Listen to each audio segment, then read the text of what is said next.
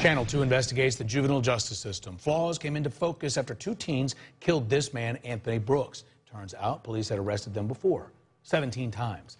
Now we have an in-depth look at jailing juveniles. Channel 2 Sophia Choi spent weeks looking into the challenges, and with us now from a juvenile court in Clayton County.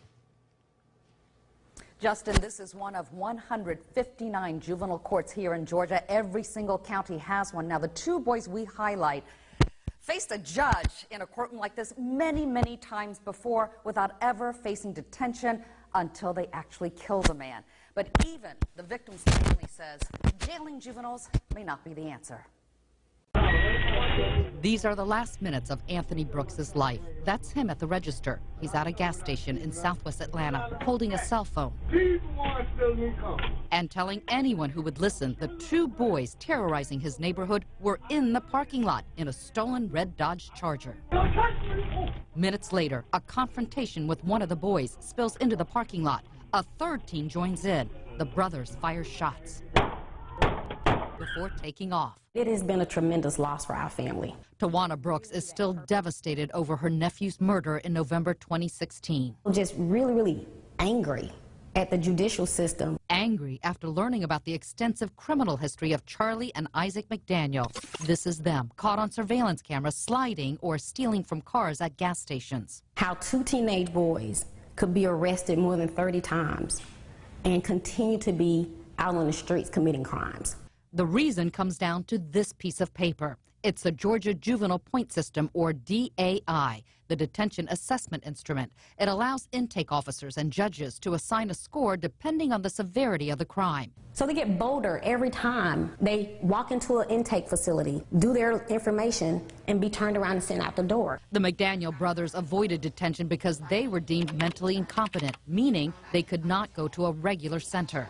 And so the Fulton County judges had no choice but to keep releasing those brothers.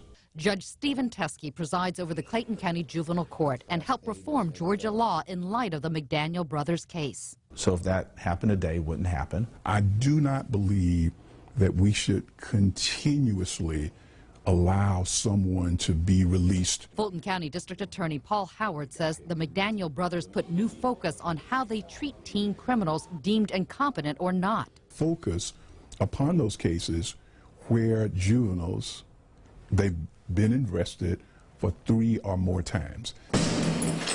But experts say jailing juveniles isn't always the answer. I was blessed to get second chance. Judge Teskey gives many of them a way out through his second chance program. When we take the kids who make us mad and we treat them as if they're scary, we actually turn them into scary kids. Teskey says gangs recruit at detention centers like this. So many times, once a kid goes in, they become career criminals. The best training ground for delinquency is in the detention center. I'm not saying that children should be detained and locked away forever, but I do believe, and I'm a firm believer, that there should be consequences. Tawana Brooks says these brothers never face real punishment until they murdered her loved one. Anthony, our beloved. They failed our family, they failed the community, and as a result, Anthony's dead.